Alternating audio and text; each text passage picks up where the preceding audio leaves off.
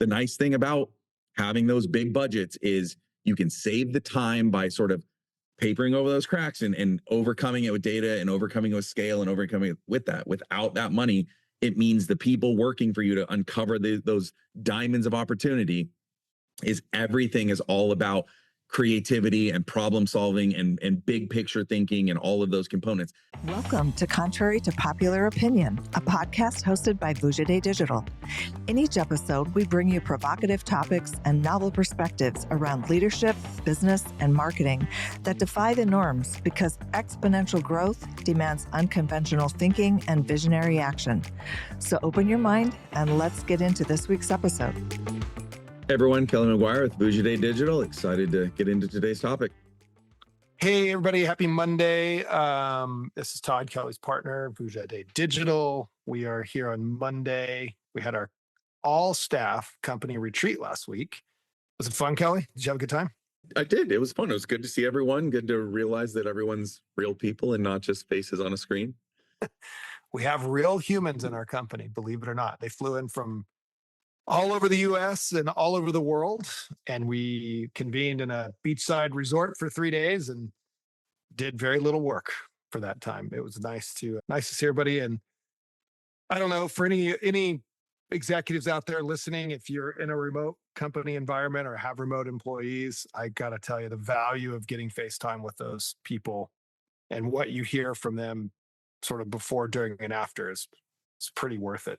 So anyway, that's my stance on even spending a ton of money to do a all staff retreat. It's really worthwhile. And so during that retreat, I had a breakfast chat, and the best topic I can come up with, and maybe this will be the name of the podcast, is how enough money can paper over the cracks. And what does that mean other than the obvious? And so for the listeners, what we got into this conversation about might very well just be resurfacing what our company positioning in 2026 and beyond really needs to get narrow and tight on as our own marketing efforts, and really getting tighter around who our ideal customer profile is as a company.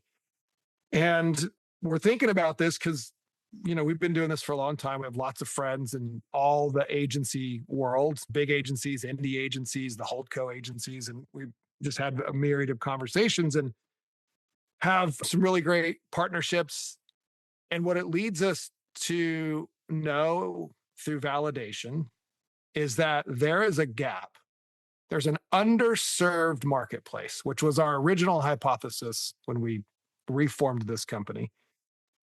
And that underserved marketplace is for brands and clients largely buying media or having media budgets, arguably somewhere between $1 and $25 million.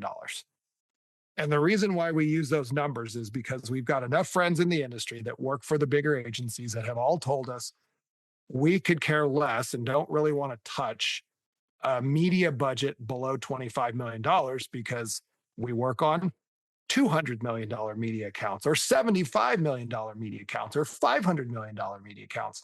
$25 million isn't worth our time. It's not even worth responding to the RFP, but those agencies get 5-10 RFPs a week sent to them for that budget range because there are brand managers or CMOs or marketing directors out there who think that their $3 million ad budget or their $7 million ad budget or their $20 million ad budget is big enough and that they need to go to one of the big shops because they've got proven capability and demonstration and maybe vertical specialty, maybe your automotive or your CPG or your, whatever you are, consumer electronics or health and wellness. And you look around and you go, wow, this one agency, but they do a lot of great work in that category. And look at the brands they work for. Well, if they can do work for those brands, boy, they should be able to crush it for me. And you had a whole lot to say about why that type of thinking is potentially a catastrophic failure in the mind of the marketer.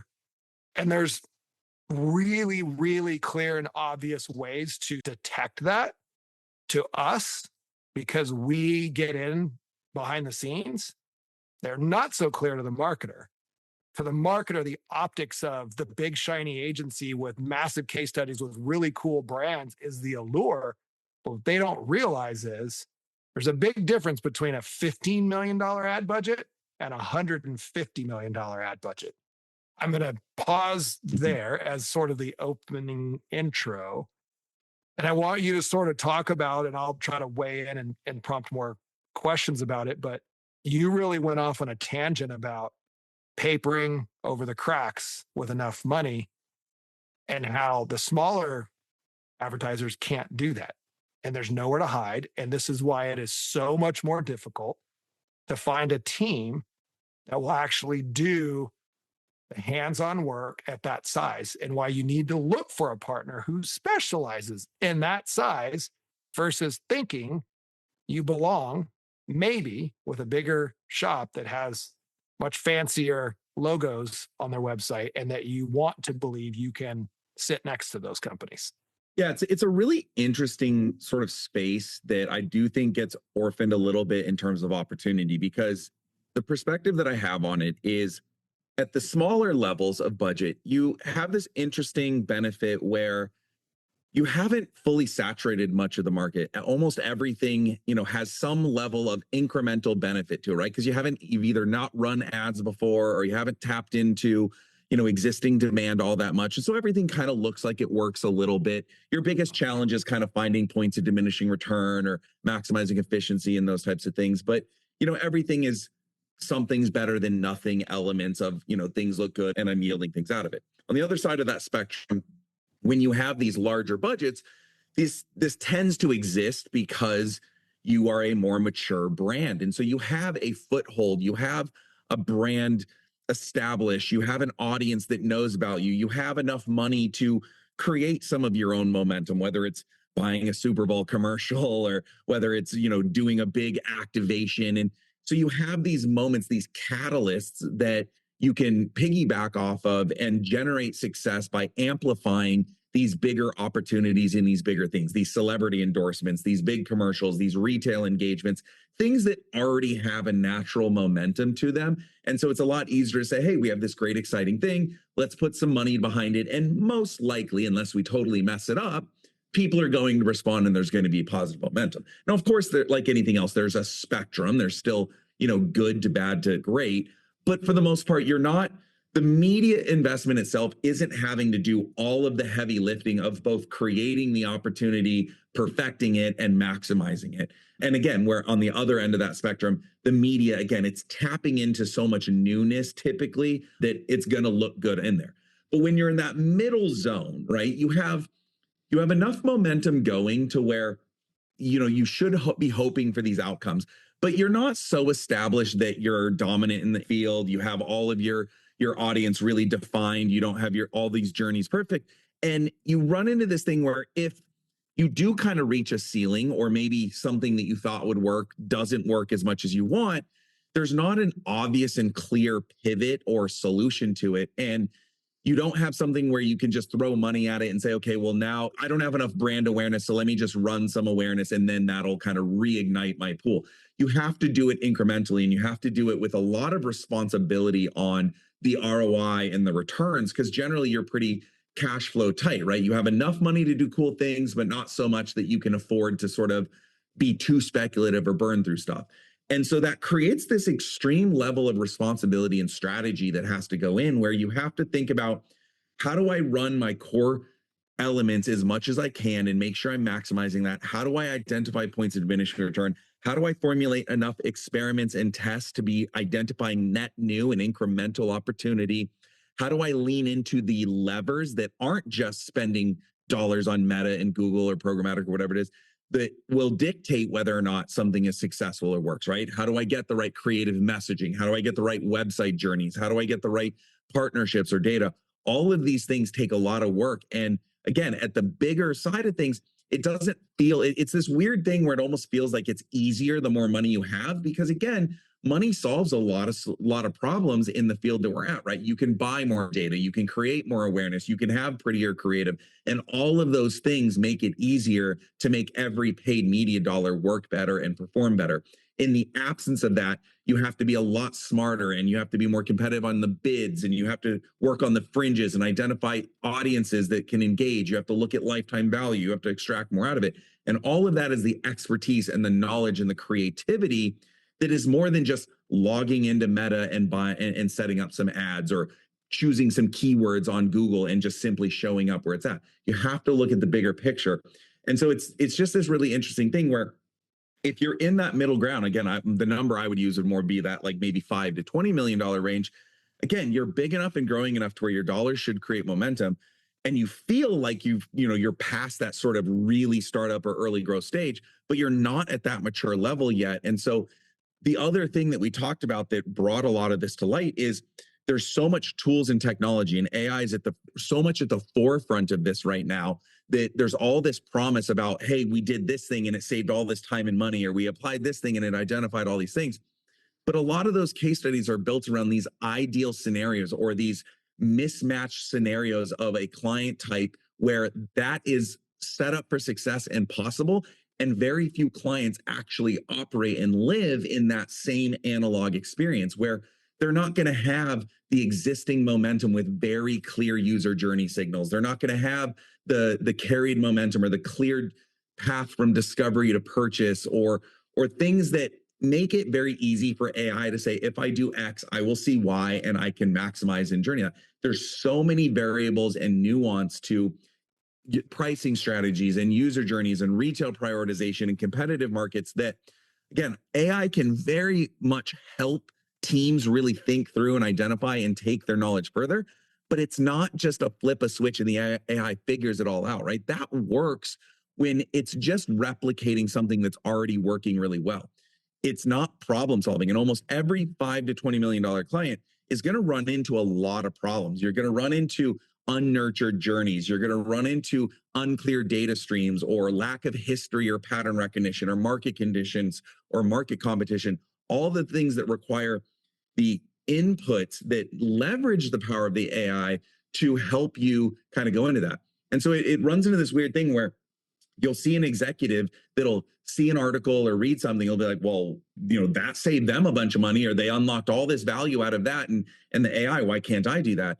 And you kind of go into that and it's like, they're not you. It's just a very different experience. Well, give an example what you're talking about. So in that scenario, like, are you framing this up as purely budget based? Like when you say they're not you, you're saying, because you and I talked about, if you're, to interrupt and try to get some context to this, if you're a startup energy drink, I'll just use this as a category. Let's say you're not startup, you're maturing. You've been around, you've got a $15 million ad budget, but you're going up against Red Bull and Monster Energy and Rockstar, who have hundreds of millions of dollars.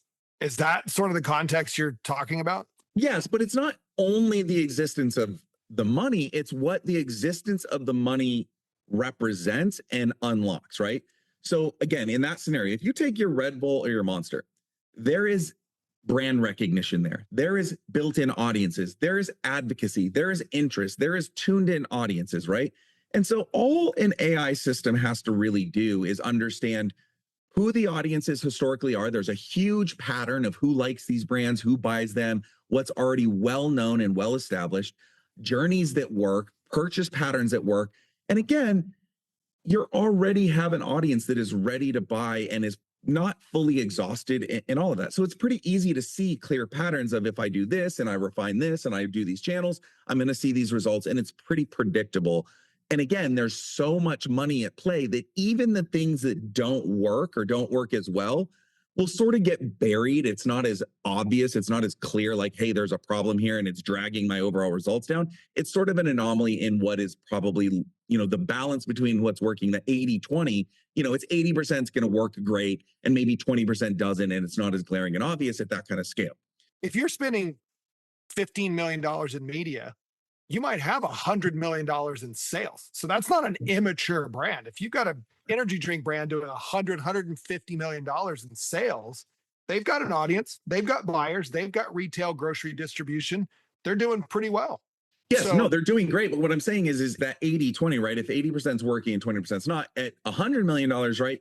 that 20% quote unquote not working as well sort of gets overshadowed and washed out. And it's, it's a dilution effect, right? The Exactly. dragging down that dilution effect at scale isn't as bad. 20% of your 15 million at the scale that you're at, that dilution isn't as big, and it's more impactful, and it's more problematic. And again, you just don't have these preset operating pools as much as a big brand does, because maybe you find a pocket of success. Maybe you find an audience that hasn't really discovered you yet and is interest, but you don't know what the point of diminishing return is on that, and how much money can you spend chasing it, and what's the opportunity cost of going after that versus maximizing. So many times we run into these brands where they want to do something shiny and new and exciting. And I get that, right? You want to do TikTok, you want to do Reddit, you want to do CTV, or you want to do this thing that is cool and it sounds better and it's really a lot more exciting. But then we run into and but you haven't maximized your search opportunity yet, and that's your lowest hanging fruit. So why would we pivot dollars over here before you've really tapped into what is ripe and ready to kind of benefit your business? And so that's this balance of, how do you create these experiments and these tests, and what's your room to fail, and how creative can you be? Because again, if I have $100 million, I can afford a $5 million test that doesn't go very well, and I can learn from it, because again, that 95 million is just going to overshadow it. If I have a $15 million budget, I can't afford to burn $5 million testing out some cool thing and go through it. I really can't even afford to burn $1 million without it really working and giving it its full chance. And again, and it's not just that, right? It's not just the media spend. It's those big budgets also mean you have the production elements, and you have the audience ability, and you have all this other things that go into whether or not something's successful or not.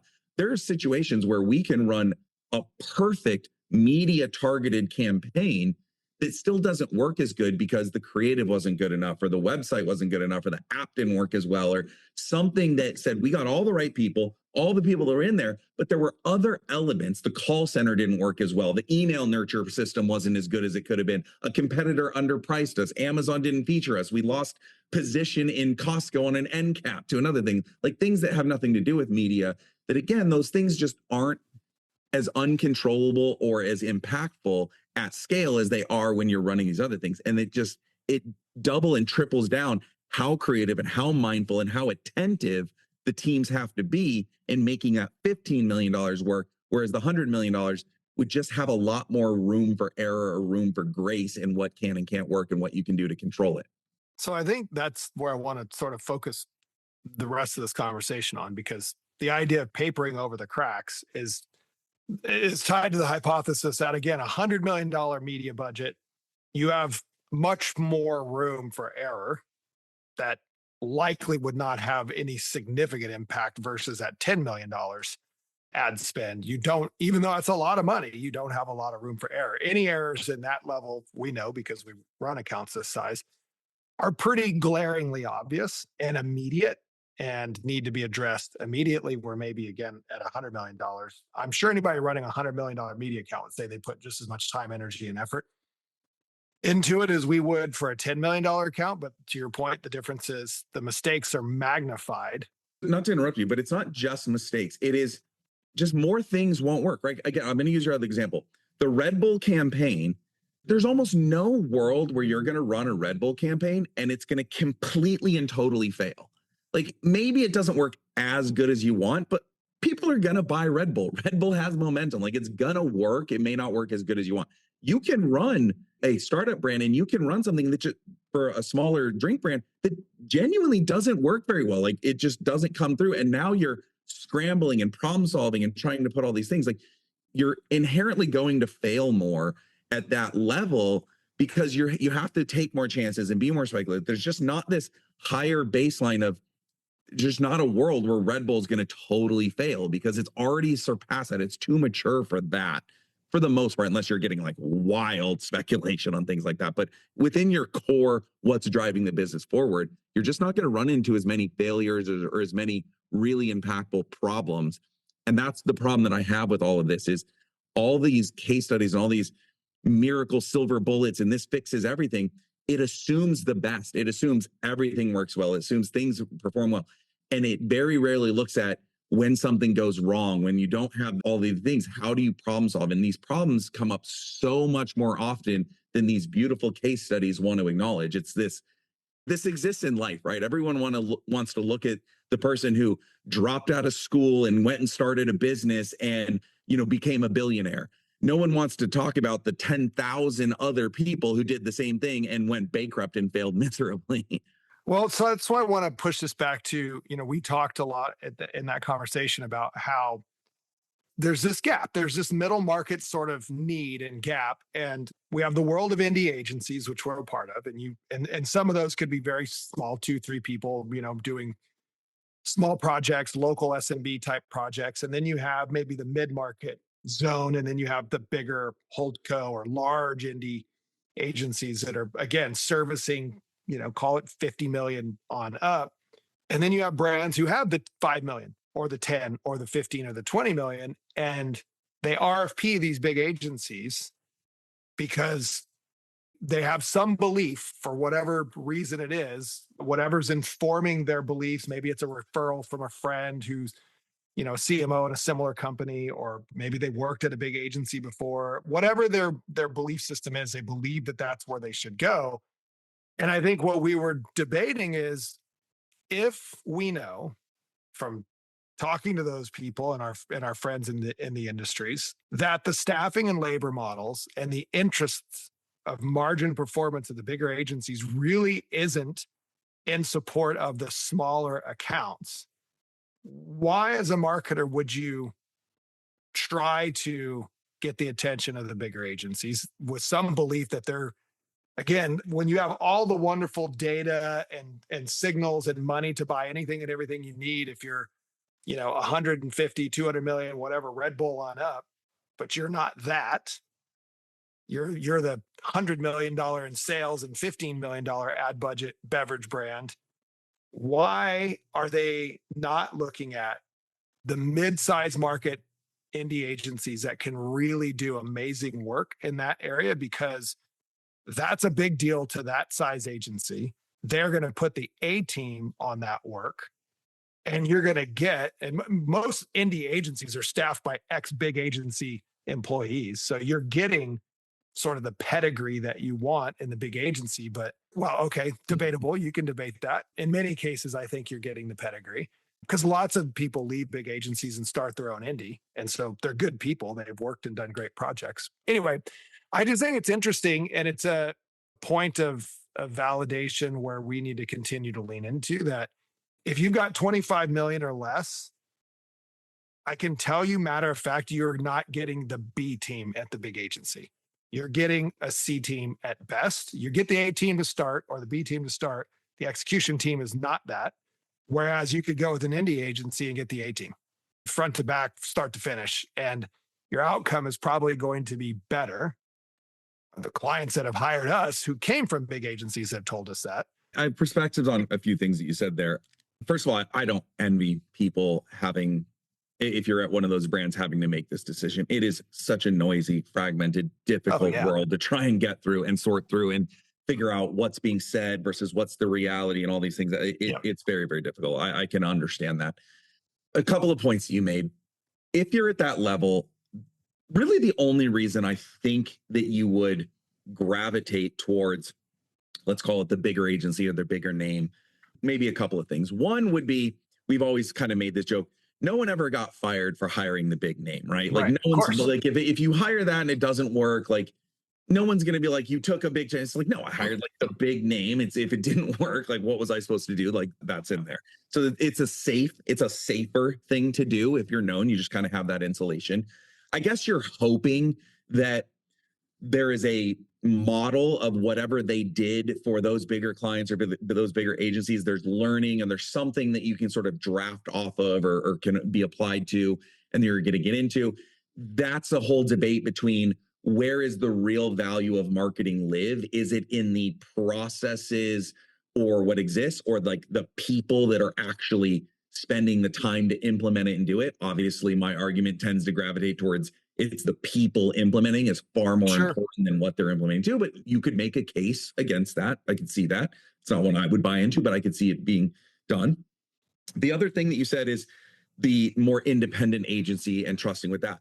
Well, I agree that a lot of those are typically going to be taken down from people leaving the big agencies. And maybe the top heavy talent of those agencies is more of the better talent. I would argue there's not that many A teams that exist. And so I think what you end up there is, especially in those startups that come out, you'll be very top heavy in those agencies, but the rest of the talent that's spending the hours and the time as you're building up, I don't know that you're always getting the very best of the best on there across every independent agency. Of course, there's really good ones. I would be careful to assume that just because they have a pretty story and a pretty website and that experience coming with big agencies, that it's not just a few of the senior executives that are talented, and then everyone else who actually has to do all of the work and put it all in is structured and set up to kind of fulfill on all those promises. That's really hard to sort through, and you'd run into that. You also have a problem at that size of agency where, especially if you're starting out, not all of them are set up with the legacy of access to the same reps that you have at Facebook or the reps that you have at Google or the relationship and the history that you have at the DSPs and all of this moving technology and everything that empowers us to do what we do. That is not something that if you haven't done and built for a decade plus, you can't just jump in and be like, I'm on the same playing field as everyone else is in there. Like, there are seats you can't get access to. And if you do, they're very expensive and all these things that structurally and fundamentally have to exist. And so that's why it's a really, really hard middle ground to live in, right? It's not that hard to work in the startup world where you don't have to have too much of that sophisticated infrastructure to be able to work with them. And it's hard to operate at the really high levels of big budgets where you do have access to all the infrastructure and the seats on all of the exchanges and the data partner relationships and all the things that you can not miss out on opportunity. To live in the middle where you're small enough to give that experience, but big enough to have access to all of the really powerful things that drive results, it's a very, very small thing. And I think you find most people ending in the spectrum. That middle ground is hard to find. I think it is corporate structure. I think it's motivation. I think it's legacy access. I think it's the way it's approached that allows for that to exist. And I think that's the rarest thing there is. And at the end of the day, what you're ultimately looking at when you talk about budgets and scale, it's access of resource when it comes to the fees and what is available to the people doing the work to implement it, right? The reality is that 20% of $10 million is $2 million to run. 5% of $100 million is $5 million of resources, right? So just the laws of the way that fee structures work and the way that you're creating a balance between working dollars and what goes towards the people doing the work, it's really, really hard to make the math work. And that's why a big agency is like, I can go win $100 million client, even if I have to do it at 5, 6, 7, 8% or whatever it is, that's still 4 or 5 times the resource allocation than if I went and got a $10 or $20 million client, even if they're willing to pay double their fee rates on it. And now you run into the people spending 10 or $20 million, they don't want to hear that they're spending double their percentage rate of the $100 million client. So now they expect to spend 7, 8, 9, 10%, whatever it is, not realizing to do the math of what's left over. And guess what? You still want the same outcomes. You still want the same capabilities. You still want the same access to the tools, yet you're going to do it on a fifth of what the overall number is over here. And guess what happens? You're either not going to get it, or people are going to cut a lot of corners to try and make that promise. Because again, if you go to that big agency, they're not pitching the $10 or $20 million client being like, you're going to get half of the value that I'm going to give the $100 million. They're going to pitch it like it's $100 million, make all the promises in the world. And then you realize the math simply does not make that possible. So what am I really going to get? And at the end of the day, if it comes down to you at, let's go higher end, $20 million client versus $100 million client. Every single time that $100 million client has a need or a superstar breaks out, everything siphons to that. And this is why I always say you need to be right sized at the agency. I personally would always want to be my agency's priority and not sort of their, if all else fails, they're last in line because this pays the bills 3, 4, 5 times as much as they do over there. It just doesn't make sense to think you're going to get that at those numbers and be the priority. But that's the way that I look at it. You know, what's interesting about that, we can wrap on this, is that in the past, when we've had to go through procurement officers in the procurement process for onboarding either prospects or looking at prospects or onboarding clients or in RFPs, we have had to respond to, if said client hired us, what percentage of our business would they be? And anytime that showed up as, well, you would be our largest client by billings or revenue or whatever if you were to come on board, it was perceived as a turnoff because they didn't want to be the largest client and be a big concentration risk in your company. And I always thought that was interesting because I thought, well, why wouldn't you want to be by numbers the most important client on the roster? I would think that would be an attractive thing based on how you just said it. You're going to get a lot of attention, or at least be in the top three, maybe, like know that you're top three. But anyway, I thought it was interesting. I loved your comment about when brands have enough money to paper over the cracks versus the ones that don't. And why do the ones that don't have the perception that they can go and play with those same brands that do have the money to paper over the cracks and expect the same things, the same outcomes, maybe the same fee structures, maybe the same types of talent and resources working on their business, and don't stop and think that the economic calculations don't support that. They never will. They never have. AI is not going to equalize the field. Every smart, intelligent person that's now sort of had enough time around AI, including the Stanford professor that we've enjoyed his content from, has all said, these are not tools to expedite and cut corners. All they are going to do is give you a teammate to do better work with. And that's going to take time, energy, and effort. It's not an easy button to cut a corner. And so lest anyone out there think that it is, I think we could probably prove them wrong and would welcome the challenge. I keep saying it over and over again. I think we are in an era where a lot of people are going to go through multiple getting burned experiences thinking, hey, this grandiose promise is right-sized for me and it's going to work. And I would say 90% plus of them are going to find out it's not that easy, that we're not set up for that. And then eventually it'll come back around and say, okay, this thing can be an accelerant to greatness. It can take good to great. It can take great to incredible. It can't take bad to good. Like that, you still have to figure out how to get something that has the right inputs and has the right guidance. I mean, and the papering over is just, it's so much around everything. I feel like I say this all the time. Everything is a combination of time and money, right? If you have more money, you can save more time. If you don't have more money, you have to put in the time to offset it.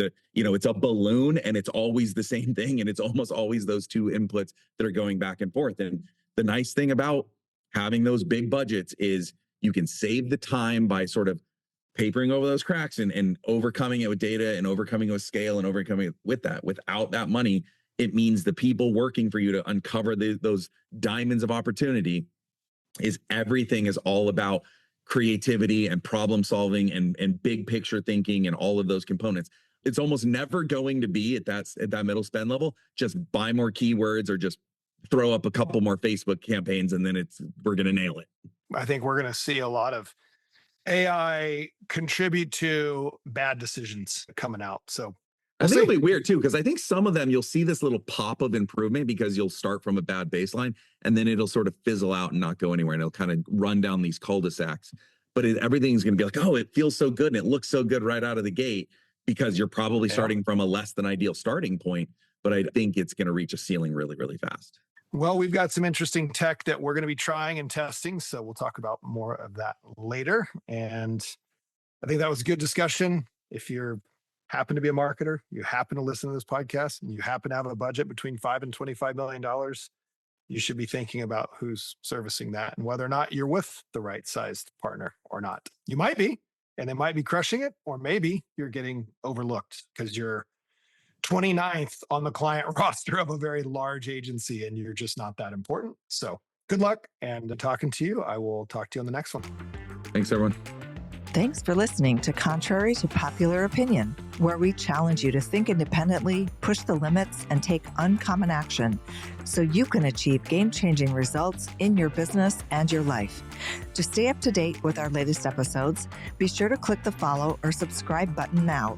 Thanks again for listening. See you next time.